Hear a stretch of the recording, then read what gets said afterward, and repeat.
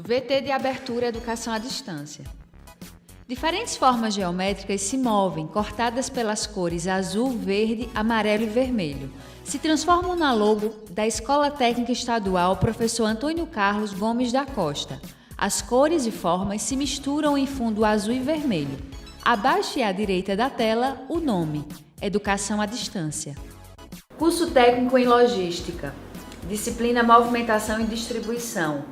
Conhecer os impactos da movimentação de materiais nos custos de produção. Espero que estejam todos bem, estudando muito. Aula da professora Mariana Melo. Hoje nós vamos falar um pouco sobre custos voltados para a movimentação e distribuição. No vídeo anterior, nós vimos o conceito de nível de serviço, que é o nível do desempenho prestado aos clientes. Hoje nós vamos ver a relação que tem a elevação ou a redução dos custos, custos despendidos com a movimentação e a distribuição na empresa, versus o nível de serviço desejado e acordado com os clientes. A lógica inicial é que, à medida que o nível de serviço sobe, o custo para mantê-lo acompanha. Imagine que se você quer prestar um nível de serviço melhor aos seus clientes, você precisa fazer mais investimentos para garantir esse nível de serviço mais alto. Há 4 pontos que também influenciam na melhoria desse nível de serviço e está diretamente relacionado aos custos gastos com ele. Nós temos aqui um primeiro deles, que são os métodos para as transmissões de ordens, que são os pedidos de compra dos clientes. Dependendo da forma como a empresa lida com esse processo, se ela tiver, por exemplo, um sistema que seja online e que faça com que os vendedores rapidamente coloquem os pedidos dentro do sistema e esses pedidos já estejam na central de distribuição, a empresa certamente, uma vez que o tempo despendido entre essas duas operações será menor, ela terá custos menores com isso. No capítulo 3, vocês devem ter visto um exemplo de uma empresa que eu citei lá, e vocês podem verificar os ganhos que eles tiveram ao implantar um sistema para que os vendedores, ao invés de terem que diariamente colocar os pedidos numa planilha de Excel e enviar para a central de distribuição, quando eles passaram a utilizar um sistema que quando eles colocavam um pedido, enviava essa informação direto para a central de distribuição, vocês devem ter percebido a melhoria e o ganho de tempo nessa situação. Um outro ponto importante que afeta muito os custos da área de movimentação e distribuição são os níveis de estoque. É imprescindível que a área responsável por essas atividades de movimentação e distribuição tenham as metas definidas de quais são os níveis de estoque desejados.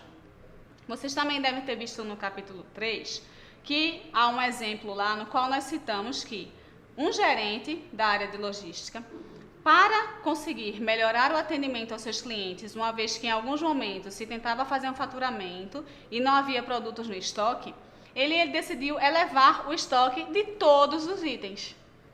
Sabemos, porém, que fazer uma análise dos itens de estoque sem considerar a característica de cada um desses itens, pode trazer vários danos e prejuízos à empresa.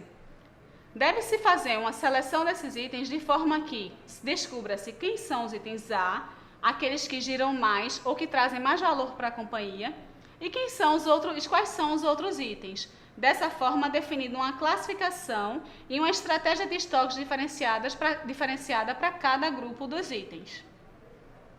Outro ponto importante é o procedimento de processamento de pedidos. Não raro, uma empresa falha ao não definir uma estratégia correta de processamento de pedidos. Os pedidos entram no sistema e, à medida que vão entrando, vão sendo faturados sem seguir nenhum procedimento padrão.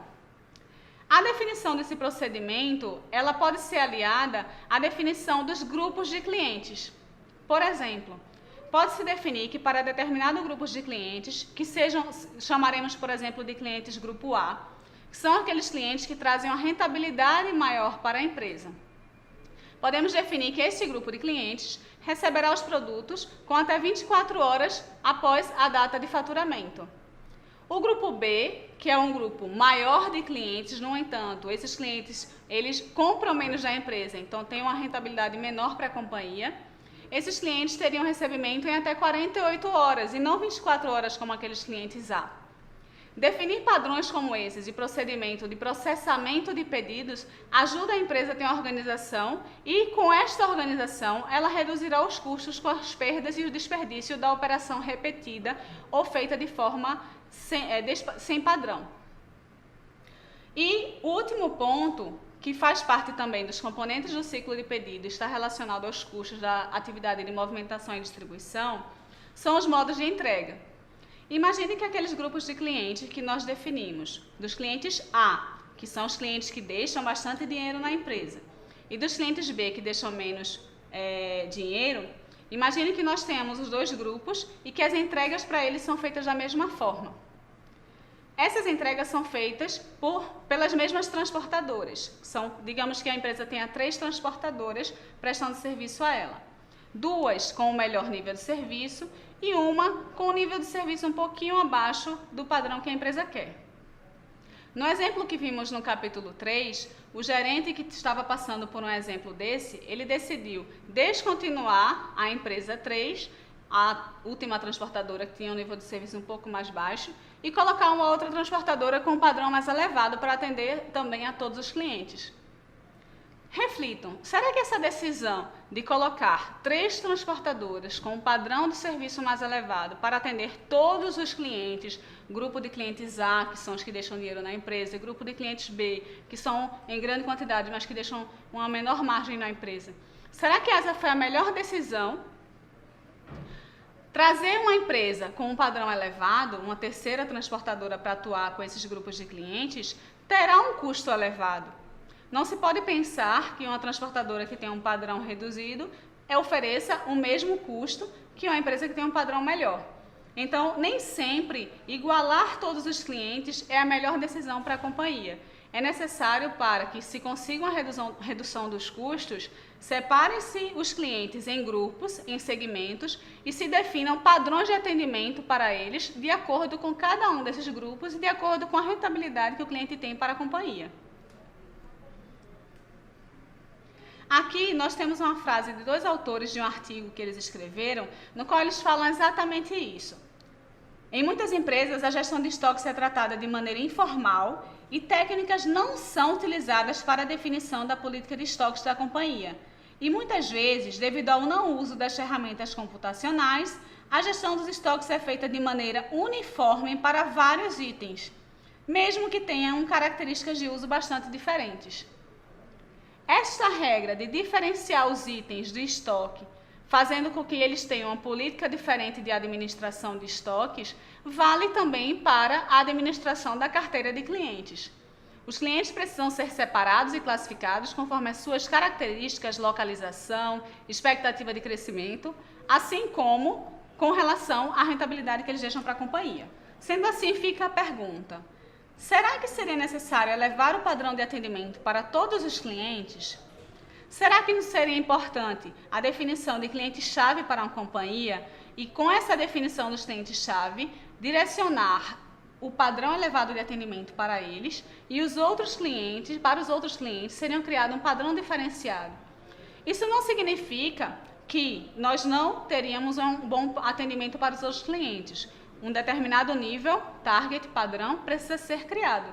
No entanto, isso fará com que a empresa faça uma melhor administração dos seus custos e direcione esforços para os clientes que realmente precisam ser atendidos de uma forma diferente. Aqui, nós temos um exemplo de um gráfico que demonstra bem essa relação e dessa análise de compensação. Essa expressão trade-off é uma expressão inglesa que significa compensar. Significa que, se algum esforço, alguma demanda é despendido para uma determinada atividade, menos energia vai sobrar para outra atividade ou para outra operação.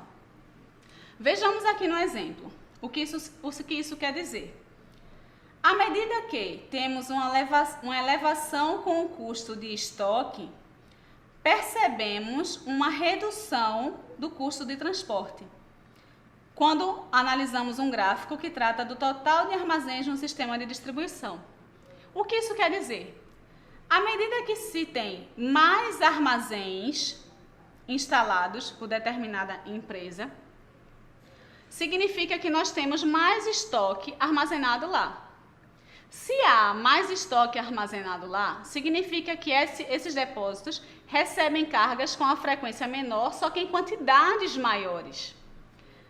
Quando um depósito recebe cargas em quantidades maiores com uma menor frequência, há uma redução dos custos de transporte, porque esse veículo ele precisou circular menos vezes, mas carregando cargas maiores. Então, há uma redução do custo do frete e, consequentemente, uma redução dos custos com o transporte.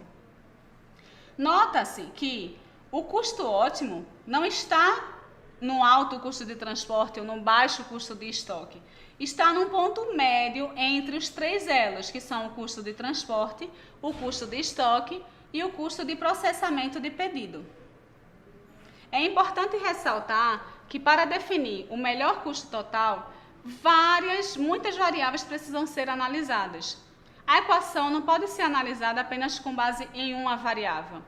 O custo com estoque precisa ser analisado através do número de armazéns que vão ser colocados, através da classificação dos itens de estoque que vão ser analisados e administrados. É isso, alunos. Espero que vocês tenham gostado. Som direto, Luiz Vitor. Imagens, Juliana Aguiar. Leandro Gomes. Interpretação de Libras, Davidson da Silva. Audiodescrição, Jonara Medeiros Siqueira. Produção de vídeo, Joana Rodrigues. Ilustração, Miguel Machado. Edição, Anderson Ferreira, Danilo Albuquerque. Professor autor, Mariana Melo. Design educacional, David Souza Nascimento. Maria de Fátima Duarte Angeiras. Renata Marques de Otero.